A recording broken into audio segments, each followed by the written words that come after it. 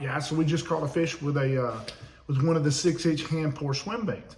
Now, what I want to do is I'm going to go through the process that I use, and there are so many different processes. World's Worst Fishing is one of the best, but we're going to go through the process of how I pour my 6-inch hand pour swim baits. Now, one of the things that I've done is I've figured out a trick to put a shad dot on. I see a lot of people try to pour a shad dot. Me, I tried it, man. I would make these globs of stuff, but I found like a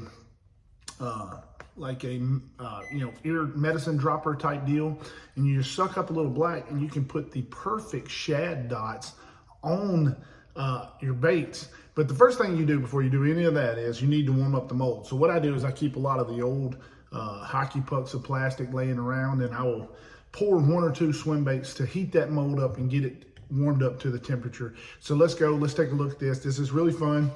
I have a good time doing it. So I hope you enjoy, and this is also what I caught the fish in the video. So the one thing about it was when you go big fishing, sometimes you don't get a lot of bites, and they just weren't on. The water was down real low. I really thought I'd do well, but it didn't work out that way. But guys, let's go. All right, the first step to making a shad dot is knowing where you like to put it. Now on each of these right here, there is a gill plate, and what I like to do is put the dot straight on the gill plate.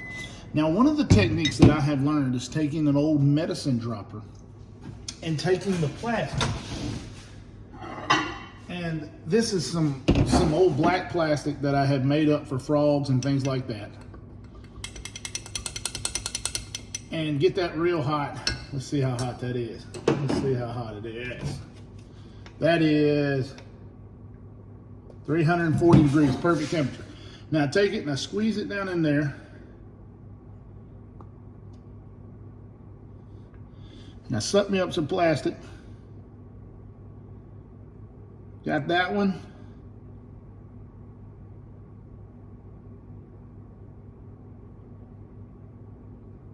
And I got that one. So we'll set that aside because I have spilled some. But if you'll take a look, now we have our shad dot in place. We let it cool for just a few seconds. It won't come off. Just be easy. And you'll go ahead, close your mold. And one thing about angling AI molds that I like is you don't have to use clamps. They come with screws in place. Now that we've got it, our shad dot poured, now we'll take our plastic, which we have already warmed up right here. We'll check it, and if it's about 300 degrees or more, we'll go ahead and pour it 300 degrees on the dot. Now, one thing that I will tell you about this that I have learned is you need a hot mold, and that's what this is. This is just some old plastic that I reuse over and over and over and over. I'll just pour me some, and then I'll put it back in here, and then I use this to heat the mold up. Now, you can use a griddle. I haven't got a griddle yet, but you can use a griddle. Now, the place that I think the best place to pour is right down there where the tail necks down, and it will help fill in evenly the whole mold. The tail will fill up, and then everything will start running to the front, because as it cools, the plastic will start contracting. So nice even pour the whole time. And when you pour it in there, it just looks absolutely gorgeous when it gets through.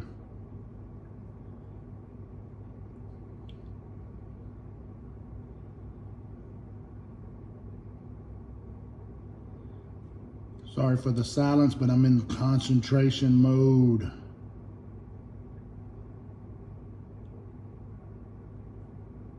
Man, it looks so beautiful. What this is this is just clear plastic, and I'll show you what I've added to it when I get through.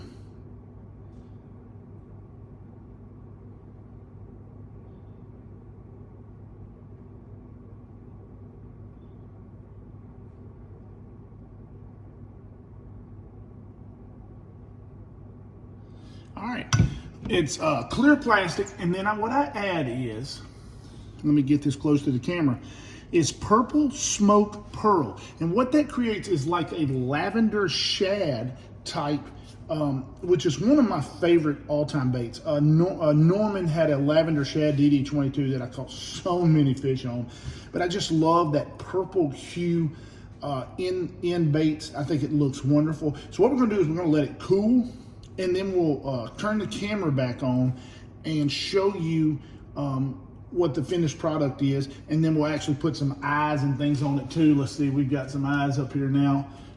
These are 10mm eyes. We'll put those on there. Those look really, really awesome on there. Show you the whole process to doing that. Looks really good.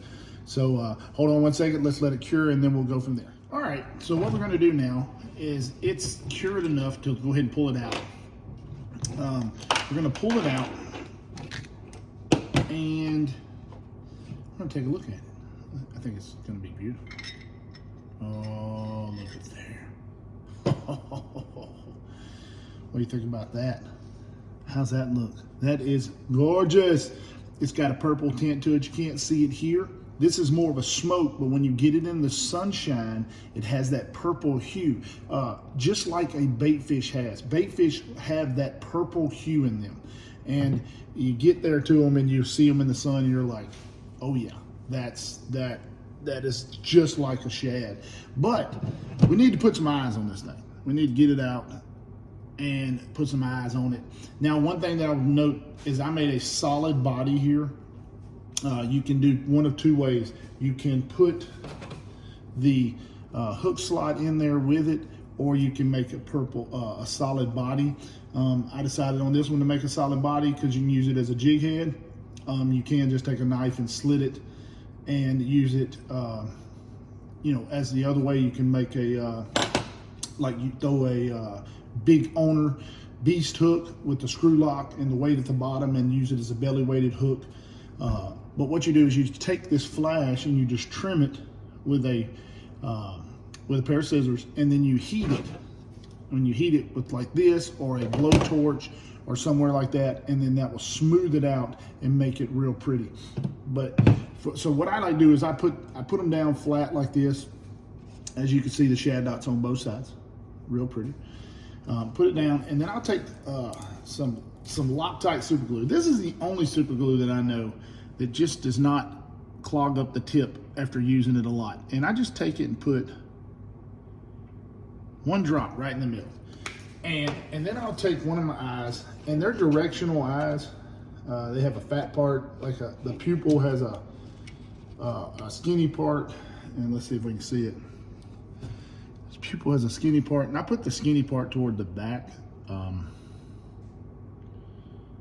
like that. And then, if I can find my little dude, I always put a little bit of pressure on him. I can't find my little screwdriver. I just put a little pressure downward,